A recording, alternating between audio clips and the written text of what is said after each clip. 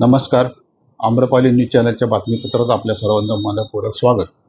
विरार पूर्वेकडील कुंभारपाडा येथे आठवड्यापासून लाईट नसल्यामुळे नागरिकांचा संतप्त रास्ता रोको आंदोलन.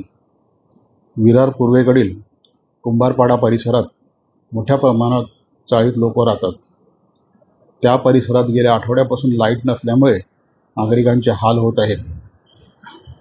लाईट नसल्यामुळे पाणी नाही, तसेच लाईटवर अवलंबून असलेली घरातील इतर कामे सुद्धा होत नाहीत. शिवाय रात्रभर अंधारात राहावे लागत आहे. याविषयी MSEB कडे तक्रार करून सुद्धा दखल घेतली जात नव्हती.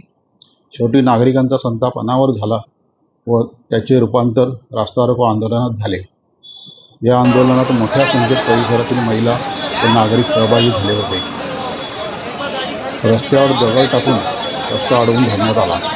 या घटनेची माहिती विरार पोलिसांना मिळताच पोलीस घटनास्थळी दाखल झाले व नागरिकांचे म्हणणे ऐकून त्वरित MSEB कार्यालयात संपर्क साधून सदर घटनेची माहिती देण्यात आली.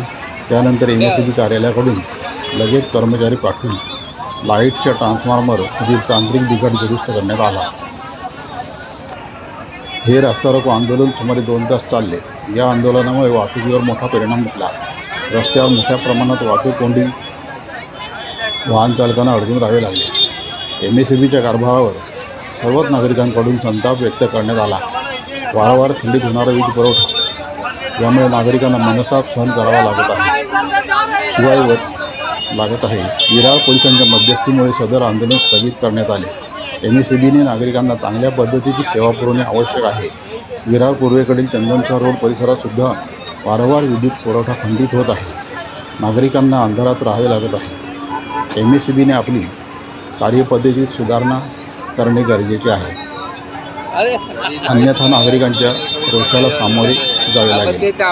कुंभारपाडा येथील झालेल्या आंदोलनातून MSEBने आत्मपरीक्षण करून भविष्यात नागरिकांच्या होणाऱ्या भावनांचा उद्रेक रस्त्यावर उतरला तर शांतता, कायदा व सुव्यवस्था राखणे प्रशासनास अवघड जाईल व याला सर्वस्वी MSEB जबाबदार राहील.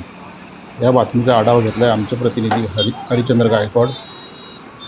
विरार पूर्व मांडवी. वृत्तसंकलन रमेश सोनावणे. संपादक आम्रपाली न्यूज चॅनल वसई विरार.